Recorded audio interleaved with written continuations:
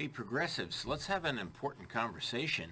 We just met with Thomas Kenniff at one of his money-raising events in Manhattan, a beautiful place, rooftop party, great time, and I took a video of him. You need to hear his points, and the difference between having a Kim Foxx prosecutor DA and a New York style DA versus a Connecticut DA. We need to compare them all because here, let's listen to him for a few seconds and then I will comment. Neither of those gentlemen will be quite effective if we have a radical progressive district attorney who has pledged, among other things, to stop prosecuting a variety of Alvin Bragg. Alvin Bragg. I don't like to give name recognition. Who has promised not to... Let's show you who Alvin Bragg is. Right here. Justice for all. A super progressive, like the Philadelphia DA, like the Boston DA, like the California DA, like the Illinois DA. And you know what? That's where all the crime is occurring. So let's get back to a realistic conservative in Manhattan. All you commuters, you better vote for this guy or have your friends vote for him. To prosecute a variety of what we would consider either serious offenses or quality of life offenses. Among those, shoplifting. My opponent says that he won't prosecute any retail theft less than $250. That means if you're a store owner, people can come in on any day of the week and help themselves up to $250. Shoplifting, he won't prosecute. Harassment, disorderly conduct, and the Legal Aid Department of New York supports knocking out the elderly, folks. And the DA of New York County is super important to Connecticut because the more terrified these people are, the more move to Connecticut. But hear them out. Dollars of your goods, walk out and leave. By the thousand. For those who don't believe it or don't understand what this is, I would offer you San Francisco. Shoplifters won't be prosecuted up to $250. In California, it's up to $900. Anyone can walk into a store, steal $900, and walk out. Philadelphia, numerous other cities where these progressive, again, not Democratic DAs in the traditional sense of what a Democrat or any sort of moderate Democrat is, they're progressive DAs. I like to call them regressive because it's not progressive to say that you're going to undermine the foundations of our society, but that is in fact what they want to do. Unfortunately, they're succeeding in doing it in cities all around the country. That's why they have what they call open looting in San Francisco, Philadelphia, and other places. He's funded by the same folks. Let's pause this for a second because what I want to talk to you about is even worse. In Connecticut, the prosecutor writes a letter to Attorney General Tong, and the victims of the crimes are writing letters to Blumenthal, my opponent, asking for millions, and the governor of Connecticut is paying it out. So here we go. In Stamford, the NAACP talked to Colangelo, Richard Colangelo, our chief state's attorney, convinced him that there was an egregious crime, which there was. Tomorrow is the 2-year anniversary of the murder of Stephen Barrier, of which $30 million was paid to cover up the murder evidence. So here we go. What you don't understand is that when the DA writes a letter to the governor saying we need $30 million to pay these people off, and it's the NAACP getting the money, through an unregistered commissioner of the court, an illegally practicing lawyer. So as if you went to a surgeon, non-licensed surgeon, and he took out your left kidney instead of your right kidney. No recourse. Human error.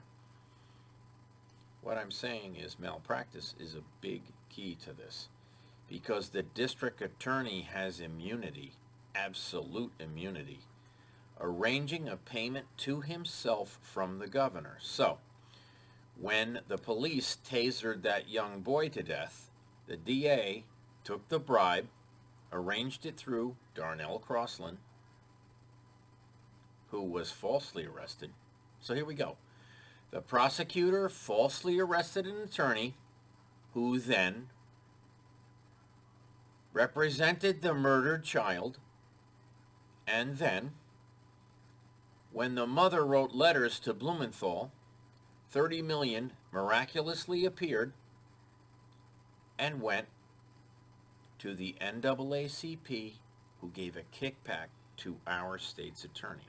So, this isn't proving shoplifters in Manhattan for $250.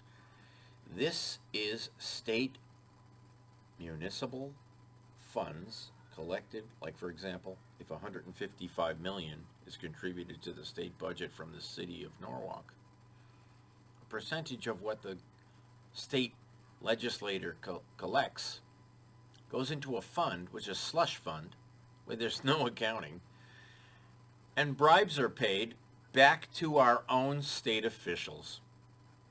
This is far worse than what these guys are talking about. But I just want you to follow my reasoning. That back the DAs in those cities, that's what's coming here, and people don't act. It's not just retail theft, it's things like criminal trespassing, which he's also pledged not to prosecute. So what's a real world example of that? How many people here have children of school age, right? So what criminal trespassing... No, we're still in the making. Okay, well, congratulations. There is no criminal trespass law in Illinois. You can't prevent someone from coming. That person who breaks into your house can sue you in Illinois. The progression of what he's saying is coming to Connecticut rather quickly through executive orders of the guy paying the bribes in Connecticut. So you know. I want to keep this short. Tomorrow's a gigantic day. Marjorie Taylor Greene's coming. I'm going to speak from 2:05 to 2:15. What are we going to talk about? Oh, tomorrow is the 2-year anniversary of the Stephen Barrier murder. I'm going to try to stay out of trouble, folks. But you know, that's my middle name. Have a great day. Let's all go up to Plainville, Connecticut. It's a 2-hour drive. It's going to be beautiful tomorrow. I'm bringing my father. You can meet him. He was the chairman of the Conservative Party of New York. And like I say, if Hartford, New Haven, Waterbury, and Bridgeport are concerned about their civil rights and their due process in court, they need to stop backing the Democrats who are robbing them and bribing them. What you need to know is when you're tasered to death under your chin, in your temple, and in the back of your head, why? Because you didn't commit a crime at all. You can't have the cops falsifying the body cam evidence, falsifying the autopsy, and paying a bribe to the state who accepts it. Michael Hayes knows that Gill leaked a falsified autopsy to the Stanford Advocate, to John Nickerson at the Stanford Advocate, who called me and said, "Johnny, I just got this autopsy. Can you explain what's going on here?" "Yeah, it's falsified." Call up Mike Hayes. "Mike Hayes, there's bruising all over this kid's body. What are you talking about?" "Oh, well, you'll never find the body, Johnny. The grave is unmarked." Tomorrow's a big day. Let's see if the protesters really want to go there, because what they're backing is BLM, which is never going to protect anyone's rights to anything. So have a great day. Unity, diversity. What the hell does that mean?